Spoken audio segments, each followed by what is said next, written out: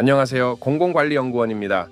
이번 영상에서는 지방자치단체의 공공서비스를 더욱 투명하고 효율적으로 만들기 위한 매뉴얼, 바로 민간위탁관리지침에 대해 알아보겠습니다. 민간위탁관리지침이란 지방자치단체가 민간에 위탁하는 행정사무를 체계적으로 관리하기 위한 내부 운영 기준입니다. 이 지침은 위탁사무의 적정성 검토부터 수탁기관 선정, 계약, 운영, 평가까지 전 과정에 대한 절차와 기준을 명확히 규정하여 공공성과 효율성, 책임성을 확보하기 위해 마련되었습니다. 지침이 필요한 이유는 명확합니다. 민간 위탁이 확대되는 만큼 그에 따른 공정성과 투명성, 성과 관리가 중요해졌기 때문입니다. 관리 지침을 통해 수탁기관의 선정이 공정해지고 운영은 체계화되며 성과는 명확히 평가될 수 있습니다. 그리고 시민은 더 나은 서비스를 제공받게 되는 것이죠. 현재 전국의 245개 지자체 중 약 82개 지자체에서 민간 위탁 관리 지침을 운영하고 있습니다. 서울, 경기, 충남, 김천 등 다양한 광역 및 기초 지자체들이 지침을 통해서 위탁 사무를 체계적으로 관리하고 있습니다. 그중 대표적인 민간 위탁 관리 지침 사례를 소개해 보려고 하는데요. 먼저 서울특별시입니다. 서울특별시는 위탁 추진 절차를 상세하게 정리한 매뉴얼을 갖추고 있습니다. 목차를 살펴보면 민간 위탁 개요, 대상 사무 및 유형, 신규 및 재위탁 절차, 사무 관리, 성과 평가 등 총 7개의 장과 13개 이상의 부침 자료로 구성되어 있습니다.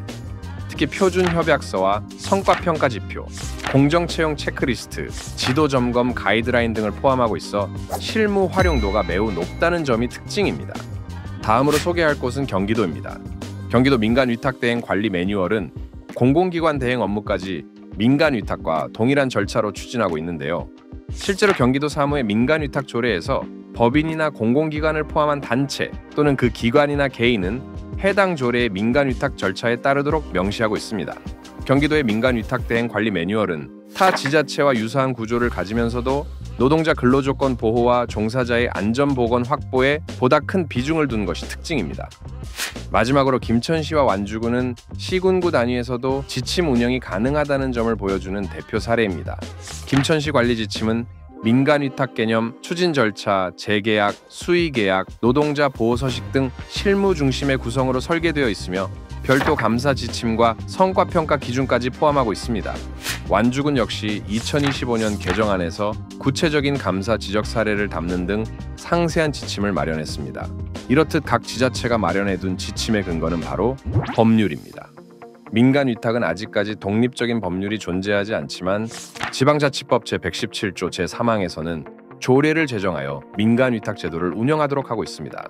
조례의 규정으로는 민간 위탁 제도 전반에 관한 운영이 어려움에 따라 구체적 운영 지침이 반드시 필요합니다.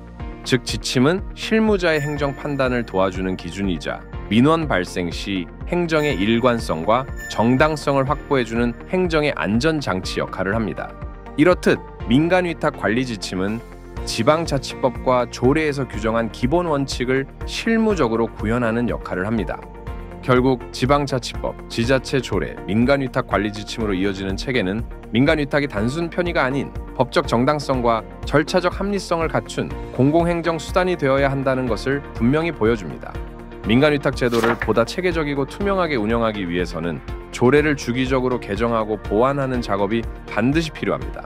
먼저 민간위탁 사무를 분석하고 운영 현황을 점검하여 현장에서 발생하는 문제점과 제도적 미비사항을 구체적으로 도출하는 과정이 선행되어야 합니다. 예를 들어 수탁기관 선정 기준이 모호하거나 성과평가 방식이 실효성이 떨어지는 경우처럼 제도의 공정성과 실효성을 저해하는 문제점을 명확히 짚어내야 합니다. 이후에는 이러한 개선사항을 반영하여 민간위탁 기본 조례를 전면적으로 재정비하는 과정이 이어집니다.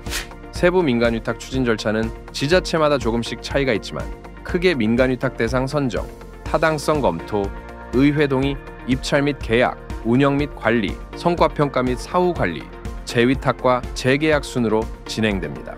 세부 추진 절차를 명확히 설정하고 운영함으로써 민간 위탁 사무의 효율성과 투명성, 그리고 신뢰성을 모두 확보할 수 있습니다. 민간 위탁 표준 절차는 신규 위탁인지 재위탁인지에 따라 조금씩 상이한데요. 이러한 관리 지침에 따른 민간 위탁 표준 절차의 유형에 대해 자세히 알려드리겠습니다. 먼저 신규 위탁입니다. 신규 위탁이란 직영 등을 통해 운영하던 기존 또는 신규 사무를 민간 위탁 적정성 검토 등을 거쳐 경험과 전문성을 갖춘 단체 등에 최초로 위탁, 운영하는 것을 말합니다. 신규 위탁을 추진할 경우 특히 사전 적정성 검토가 세밀하게 이루어져야 할 필요가 있습니다. 다음은 재위탁입니다. 재위탁이란 기존 위탁 사무의 수탁기관을 공개 모집으로 다시 선정해 위탁하는 것으로, 위탁기간이 만료되어 새로운 수탁기관을 선정하려는 경우나 기존 수탁기관의 포기로 수탁기관을 다시 선정해야 하는 경우, 또는 기존 수탁기관과 공동 위탁하고자 하는 경우 재위탁을 하게 됩니다. 재계약은 민간 위탁하기로 결정된 사무에 대해 위탁기간 만료 후 기존 수탁기관과 다시 계약하는 것을 말합니다. 이러한 경우 기존 수탁기관과 위탁기간을 연장해 계약을 체결하게 됩니다. 지금까지는 민간 위탁 관리 지침의 전체적인 내용에 대해서 알아봤는데요. 이제부터는 관리 지침에 꼭 포함되어야 하는 주요 내용을 짚어보도록 하겠습니다. 민간 위탁을 추진하기 전에는 사전 적정성 검토를 통해 해당 사무가 민간에 위탁하는 것이 적절한지 객관적으로 판단해야 합니다. 사전 적정성 검토란 단순히 위탁 여부를 결정하는 절차가 아니라 공공성, 타당성, 효율성이라는 세 가지 핵심 기준을 바탕으로 민간 위탁 추진의 필요성과 적합성을 종합적으로 평가하는 과정입니다. 또한 민간 위탁의 투명성과 전문성을 확보하기 위하여 수탁기관 선정 기준에 대한 마련도 매우 중요합니다. 수탁기관의 선정 기준은 각 지자체의 조례에 의하여 수행되나 그 기준이 다소 모호하게 기술되어 있습니다. 이러한 기준을 보완하기 위하여 서울특별시의 관리 지침에서는 정량 및 정성적 기준, 그리고 가격에 대한 배점 등을 명확하게 마련하고 있습니다. 민간 위탁 추진 절차 중 가장 마지막 단계인 사후관리에서 성과평가를 빼놓을 수 없는데요. 성과평가는 크게 개별 사무평가와 종합 성과평가로 구분됩니다. 그중 개별 사무평가는 각 민간 위탁 사무별 운영 성과를 독립적으로 평가하는 과정을 의미합니다. 평가 항목은 사업계획 이행 정도, 성과 목표 달성률, 이용자 만족도, 예산 집행의 적정성, 그리고 법령 및 계약 조건 준수 여부 등을 기준으로 구성됩니다. 특히 개별 사무평가에서는 사전 설정된 성과 지표를 중심으로 평가를 실시합니다.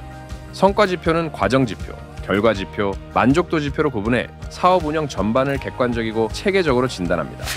마지막으로 민간 위탁 사무를 체계적으로 운영하기 위해서는 표준 계약서 기준을 명확히 설정하는 것이 매우 중요합니다. 표준 계약서는 수탁기관과 체결하는 계약의 기본 틀과 필수 항목을 정해두어 모든 민간 위탁 사무에서 일관성 있고 공정한 계약이 이루어지도록 하는 역할을 합니다. 이 역시 다음과 같이 민간 위탁 관리 지침에서 표준화된 계약서를 마련하여 발주기관과 수탁기관의 민간 위탁 사무 관리에 도움을 줄 수 있습니다. 이처럼 민간 위탁 관리 지침은 조례에서는 규정하기 어려운 절차와 규정을 설정하여 제도적 합리성과 투명성을 확보할 수 있는 장치입니다. 또한 민간 위탁의 절차를 체계적으로 규정함으로써 업무 처리의 표준화를 이끌어내고 나아가 행정의 능률성을 향상시킬 수 있습니다. 민간 위탁 관리 지침은 투명하고 책임 있는 공공 서비스 운영을 위한 필수 기반입니다. 앞으로도 체계적인 관리와 지속적인 개선을 통해 더 신뢰받는 민간 위탁 제도를 만들어 가야겠죠. 지금까지 공공관리연구원과 함께 민간 위탁 관리 지침에 대해 알아보았는데요. 지침을 통해 우리 지자체가 보다 체계적이고 공정하게 공공 서비스를 운영해 나가길 기대하겠습니다. 시청해 주셔서 감사합니다.